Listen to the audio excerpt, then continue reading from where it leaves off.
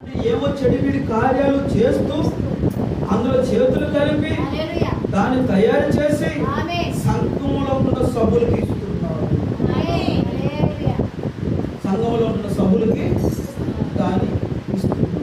ప్రభురాత్రి భోజనము వారు తీసుకోమని వారికి ఇస్తున్నారు. నిజమేనాది? హల్లెలూయా. ఆమేన్ ఆమేన్. మరి నీ సంఘం కూడా రాలిపోవాలి కదా? ఎందుకు రాలిపోవడం లేదు నీ సంఘం?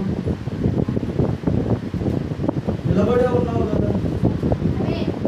ఆమె గొడవలు వస్తున్నాయి, ఇబ్బందులు వస్తున్నాయి, డబ్బులు వేసుకుంటావు, ఖర్చులతో ఉంటావు, అనుకుంటూ ఉంటావు. మరి ఈరోజు ఎందుకు కలిసి పెడుతున్నావు ఇక్కడ? అలాగే ఉండొచ్చు వద్దు.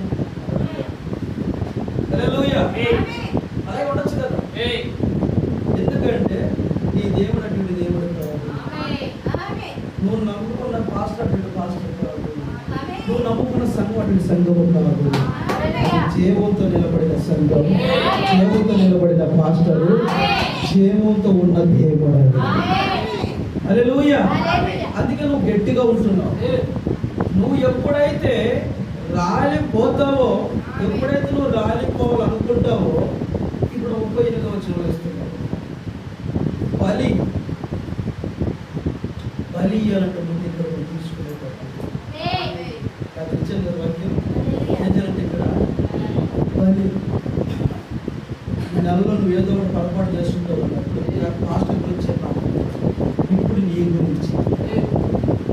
హల్లెలూయా. ఇక్కడ నువ్వు బల తీసుకోవాలంటే ముందు ఇక్కడ బలి ఇవ్వాలంటే. ఎందుకు బలి? మనం చేసిన పాపానికి ఆయన ఎందుకు బలి ఇచ్చాడు? అబ్రాహాము చేసిన పాపానికి కుమారుడు ఎందుకు బలి అడిగాడు? అబ్రాహాము నీ కుమారుడు బలి నాకు అన్నాడు. హల్లెలూయా.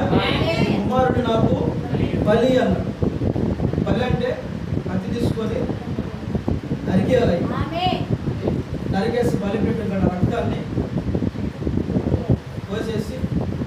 కోసి పంచిపెట్టాలి అందరూ.